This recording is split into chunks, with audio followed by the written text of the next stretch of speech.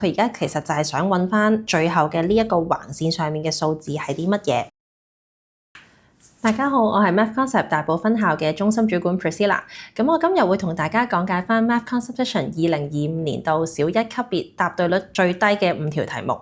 咁我哋可以睇翻第39條啊。咁我哋可以嘗試觀察下頭3條嘅算式先，因為我哋都見到呢3條算式其實佢哋都係相同嘅數字啦。咁我哋可以首先推敲翻呢一個圖形係代表緊啲乜嘢先。我由答案可以睇到，答案嘅數字其實係比算式越嚟越大，咁所以我哋可以推論到呢一個符號其實應該係加號嚟嘅。咁而喺呢3條裡面咧，好明顯見到2加2係等於4啦。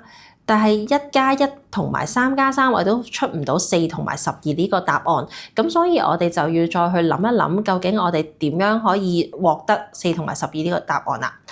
咁我哋可以嘗試睇咗3加3呢一條算式先。咁我哋由答案12去推論翻落去啊，大家都會知道6加6係12啦。咁我哋可以諗一諗，如果6加6係12，咁到底3同埋6嘅關係係啲乜嘢咧？我哋有學過雙倍數啦，我哋就會知道原來3嘅雙倍數係6。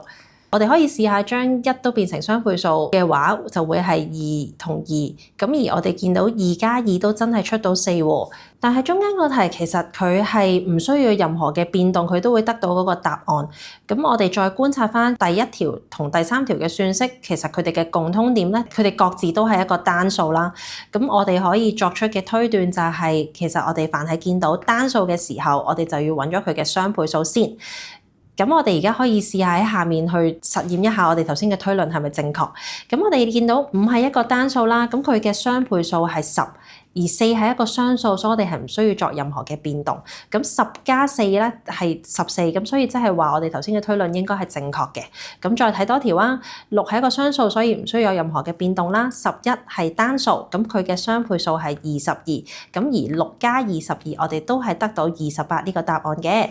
大家可以呢個時候試一試用翻頭先我哋上面嘅推論啦，睇下係咪都真係計到20。相信大家都試咗啦，咁我哋可以睇埋最後呢個答案啦。7嘅雙倍數係14，13嘅雙倍數係26。